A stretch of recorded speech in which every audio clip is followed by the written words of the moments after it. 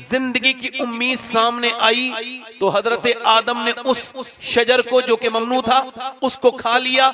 इसका मतलब मौला अली फरमाते हैं आदम एक सेकंड के लिए अल्लाह की मर्जी के बाद ही सही मगर मौत से उनका दिमाग हटा तो उन्होंने उस शजर को खा लिया जो कि उनको नहीं खाना था।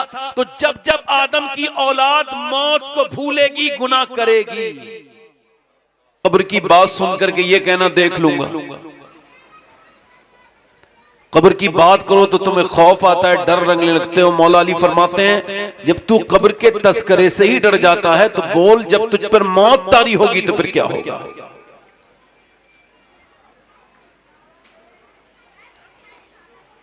जिन लोगों ने सिर्फ दुनिया को अपना ओढ़ना बिछौना बना लिया है, क्या उनको मरते हुए लोग भी नजर नहीं आ रहे? नहीं नजर आ रहे हैं मगर उनके दिल मुर्दा हो चुके।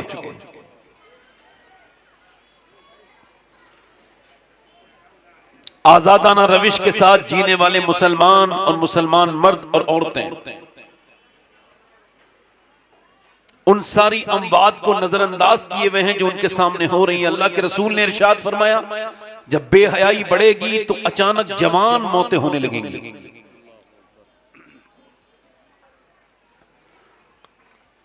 अल्लाह के रसूल ने फरमाया मेरे कुछ उम्मती ऐसे हैं जो मैदान जिहाद में तो नहीं जाएंगे मगर कयामत के दिन वो शोहदा के साथ उठाए जाएंगे। अर्ज की या रसूल अल्लाह वो कौन है? इरशाद फरमाया वो हैं जो अपनी मौत को कसरत से याद करते हैं। मतलब ये कि मौत को याद करने वाला दुनिया में ही आसानी से रहता है और आखिरत में भी आसानी से रहता है।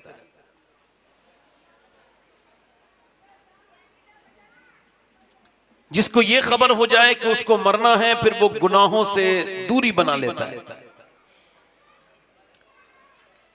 सैयदना आदम अलैहिस्सलाम ने आपने बार बार सुना होगा कि एक उन्होंने वो ममनुआ शजर से एक वो खा लिया जो उनको नहीं खाना था। इमाम मोहम्मद गजाली ने लिखा है कि मौला अली से इमाम हसन बसरी ने सवाल किया था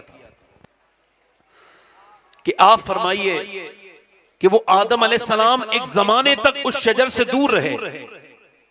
ध्यान दीजिएगा, एक जमाने तक उस शजर से दूर रहे जिसको मना किया गया। वो कौन सा दिन था, वो कौन सा वक्त था, वो कौन सी घड़ी थी जो हजरत आदम ने उसी खा लिया जिसे मना किया गया। सवाल बड़ा अलग था तो उसका जवाब भी बड़ा अलग मौला कायनात मौला अली ने दिया। इरशाद फरमाया कि सैयदना आदम अलैहिस्सलाम जब पैदा हुए थे तो उनकी मौत उनके बिल्कुल चेहरे के सामने थी और नबियों का खासा यह है कि उनकी मौत बिल्कुल चेहरे के सामने होती है। वो एक लम्हा के लिए भी नहीं भूलते उसको, अपनी मौत को। मौत बिल्कुल करीब रहती है। इसी वजह से हुजूर ने सहाबा से पूछा तुमको अपनी मौत कितनी दूर लगती है? किसी ने कहा ज़ोहर पढ़ लिया तो असर का भरोसा नहीं, कोई कहने लगा असर पढ़ ली तो मगरिब का भरोसा नहीं, किसी ने कहा मगरिब पढ़ के अगर गए तो इशा का भरोसा नहीं, किसी सहाबी ने कहा अगर मगरिब पढ़ ली है इशा पढ़ ली है तो फजर का भरोसा नहीं। अर्ज़ की हुजूर आप फरमाते मैं मुंह में लुकमा रख के उसे चबाने का भी भरोसा नहीं रखता। हालांकि हुजूर को यह भी इल्म है कि मैंने कब मरना है और आपने कब मरना है, मगर ये हुजूर मेरे आका करीम अपनी उम्मत की तालीम के लिए और हुजूर का खासा है, ये नबियों का खासा होता है।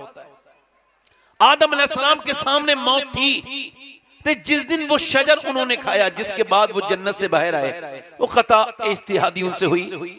अल्लाह के मशीयत ये है, उसी मशीयत की वजह से उनसे हुई। तो वो कहते हैं उस दिन उनकी मौत उनके पीठ के पीछे चली गई। एक लम्हा के लिए जिंदगी की उम्मीद सामने आई तो हजरत आदम ने उस शजर को जो कि ममनू था उसको खा लिया। इसका मतलब मौला अली फरमाते हैं आदम एक सेकंड के लिए अल्लाह की मर्जी के बाद ही सही मगर मौत से उनका दिमाग हटा तो उन्होंने उस शजर को खा लिया जो कि उनको नहीं खाना था। तो जब जब आदम की औलाद मौत को भूलेगी गुनाह करेगी।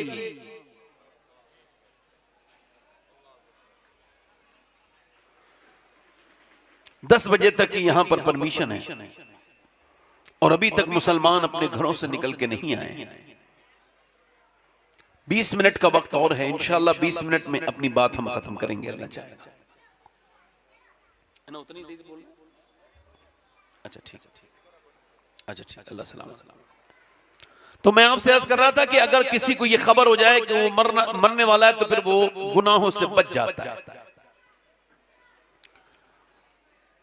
और ये मौत जो है ना, ये उम्र के हिसाब से नहीं आती, ये तो मौत अपने हिसाब से आती है। उम्र के हिसाब से लोग नहीं मरते, जैसा कि कुछ लोगों ने ज़हन में बिठा लिया है कि अभी मेरी उम्र ही क्या है।